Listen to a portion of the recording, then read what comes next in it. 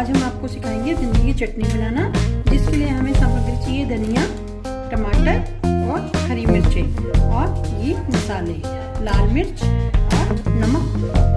चटनी इसमें हमने टमाटर डाले हैं, हरी मिर्च डाली है और धनिया।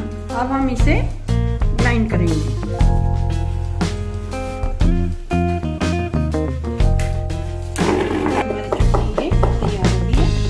इसमें हम डालेंगे स्वाद अनुसार थोड़ा सा नमक, स्वाद अनुसार।